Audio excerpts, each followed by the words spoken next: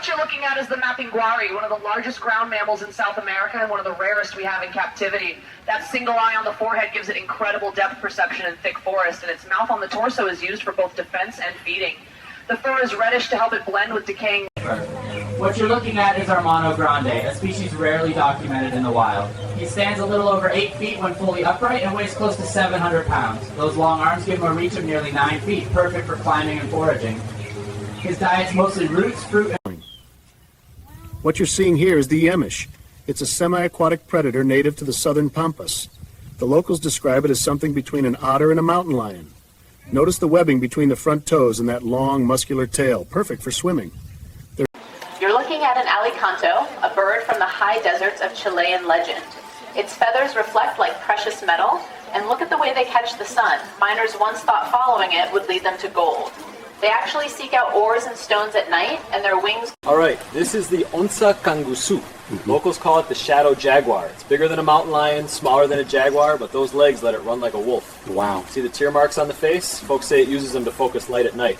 Sightings go back to the 70s, mostly in the Cerrado. First cap... More pulses here. As you're looking at, it's called a minhocão. It's a giant earthworm native to South American river basins. This one is about 12 feet long, though they can grow even larger in the wild. You can see the tight segments along its body. That's how it moves, contracting like an accordion. The skin stays slick because it breathes through it. And right up here, folks, is the star of our reptile house.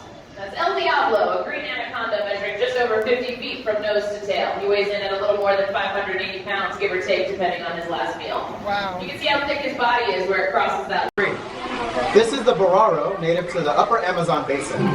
You can see how the limbs are proportionally much longer than a human's, almost like a spider monkey, but it's a ground dweller. Those claws are used for climbing buttress roots and for digging grubs.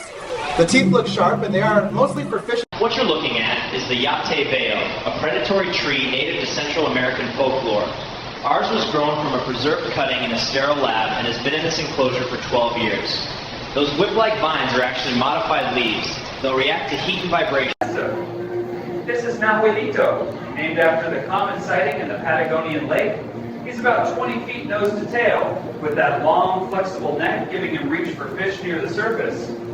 The mottled coloring helps him blend with the rocky shallow.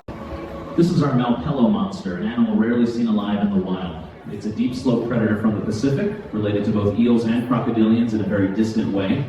You can see the armored scales in that row of pressure-sensitive pits along the snout. Those help it hunt in complete darkness.